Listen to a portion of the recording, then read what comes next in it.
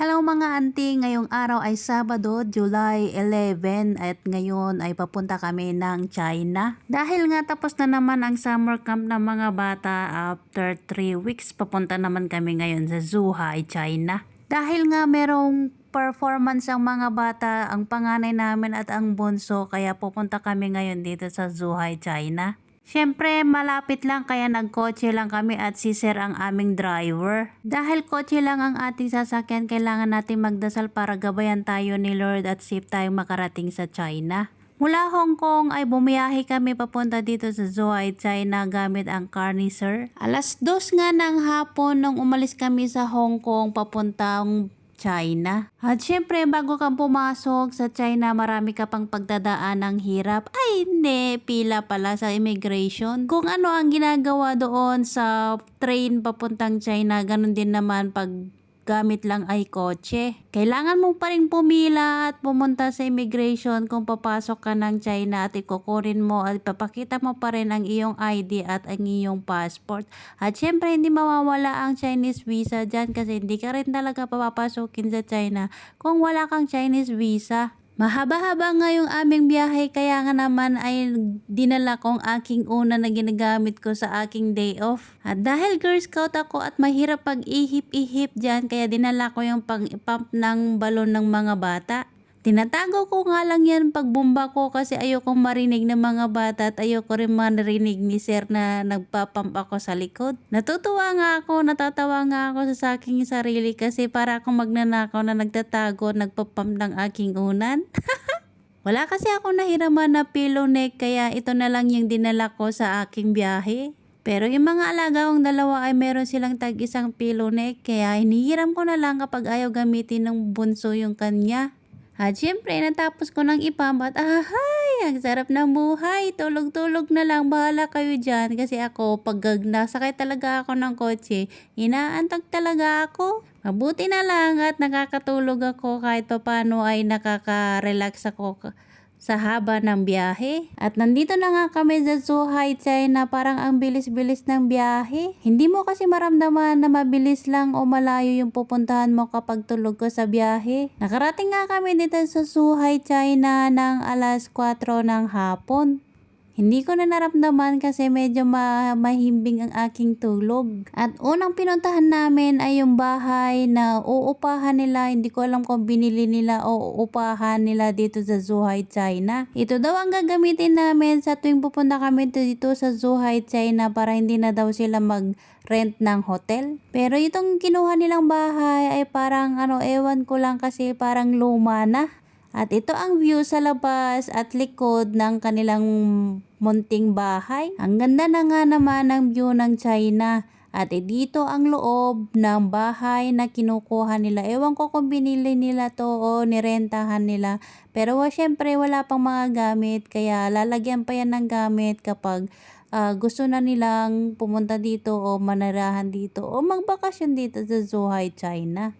So, sinilip lang nila to para makita nila kung may sira at ipapagawa pa nila. So, pagkatapos nga namin dito sa bahay na rerentahan nila ay umalis ulit kami at pupunta na kami sa kanilang hotel kung saan sila maninirahan ng 2 gabi. At medyo malayo-layo na naman daw ang aming bibiyahin papunta sa hotel na kanilang titirahan. Kaya naman, ang auntie nyo ay natutulog ulit. Bahala kayo sa buhay nyo dyan. Magtungtong-tungtong kayo dyan. Pero ako, matutulog talaga ako. Ako kasi yung tipo ng tao na kahit nasa loob ka ng sasakyan ay matutulog talaga ako. At kahit maingay, wala akong pakialam basta makatulog lang ako. At tingnan nyo naman kung gaano kaganda ng hotel na yan. Uy, para akong nasa London. London Bridge ng China pala ito. At dahil pasadong alas 6 na ng gabi ay kakain muna daw kami bago kami pumunta sa kanilang hotel. At dito nga kami pumunta sa Korean barbecue. Ahay! Sira ang diet mo, auntie. Ayos lang yan, auntie. At magpasalamat tayo kasi hindi tayo nagugutom pagkasama natin sa travel ang ating mga amo. Hindi tayo ginugutom. At syempre, tinanong ako ni madam kung anong gusto kong lemon tea o milk tea? Aba, syempre, pinili ko yung mas masarap, ang milk tea with bubbles. Gustong tikman ng mga alaga ko tong milk tea na daw. Kaso ayaw ni madam. Basta si madam talaga ang kasama namin. Ay, nako. Hindi nila pwedeng kainin ng mga kinakain ng adult. Pero pag si lalaki lang ang kasama namin, ay nako, mapapa-milk tea talaga sila. Wala siyang magagawa. Pero pag ang si babae ay nandyan, nako, hindi makakatikim nun ng ganyang milk tea ang alaga namin. Meron naman silang biniling drinks, matcha yata yun, at saka mga fruits drink. Pero yung milk tea talaga hindi pinapainom ni madam yung mga anak niyang ganun. At syempre, ito naman nagkakainin natin na parang kambing, pero masarap. Uy, meron siyang kimchi, lettuce, at yan po ay talong. In-steam, tapos nilagyan ng karne, nilagyan ko ng basta, ilikot-ikot mo na lang ganyan, tapos isubo mo. Aha, okay ninam, nagrawat. At dahil lumabas si madam kasi meron siyang gagawin, alam nyo na, sesep! Kaya lumabas siya at sinamantala ko na mag-video para meron akong remembrance sa Korean barbecue. Nandyan sila, sa harapan ko si sir, pero hindi siya nakikialam kung ano nagbinibideo ko sa sarili ko.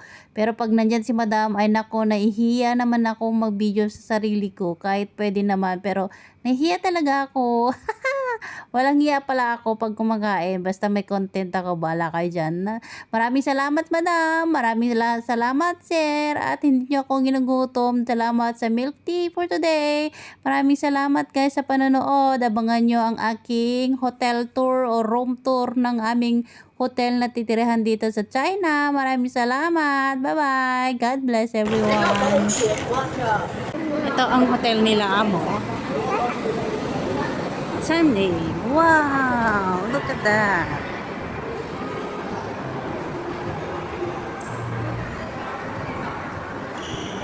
Oh, hold my hands. Nice.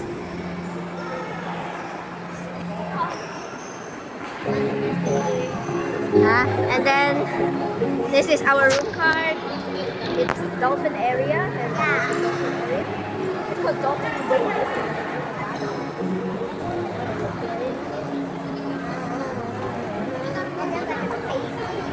Sa Beijing. The base. Oh, I thought you said it's in Beijing.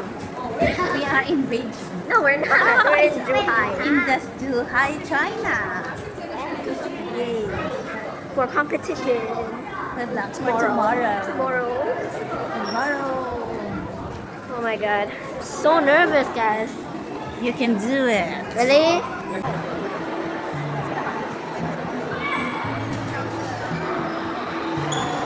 Dito kami nagpunta dati. Nung na naman sila nag-dance, ay nag-perform na naman sila ng piano tsaka singing.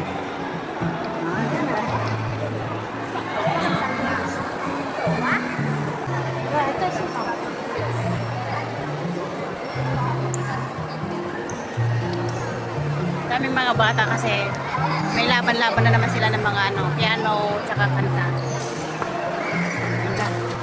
And this is the Hotel hallway. And And then we're gonna go in our room. It's 6175. 6175. Wait till you will know. It's really far away from the lift. As the bad we thing. are, we didn't just come here. We This is- just I think done this is the eating second time. dinner. Yeah, the second time going into the room. Yeah. This is their room. Yeah, I don't know why the lights are closed. This is the bathroom. And they have a toilet. Okay, come in. This is the bathroom. This is the sink. And there's a bathtub there. And here, it's so dark. Hey! When we're sleeping, we do that. Okay. And this is the two beds. And there's a table there. Where's the next? For the whole entire summer break. Bakit madilim? There's no light. I don't know. So ito ang kanilang hotel. Mamaya, ihatid naman ako ni Sir sa aking hotel. Mag-isa lang ako. Guys, by the way, if you don't know what, I'm just telling you guys that for the whole summer break, or maybe even for the whole entire year, we are gonna do something, which is she will speak Tagalog sometimes, and then, for example, what's the pajama in Tagalog? Pajama. Huh? Pajama. How about phone? Cellphone. There's something you say in Tagalog different from English. Cellphone. Telepono. No, like for example, mirror. What is it? Salamin. Okay, so for example, she says, "Look at yourself in the mirror," in Tagalog, and then she just points at it, and we have to guess. You just... Meron kape dito. Kukunin ko yung kape. 1 plus 2. 1 plus 2. Hindi nagkakape sila amo kaya. Kukunin ko to. Dalhin ko to sa hotel na papuntahan ko mamaya.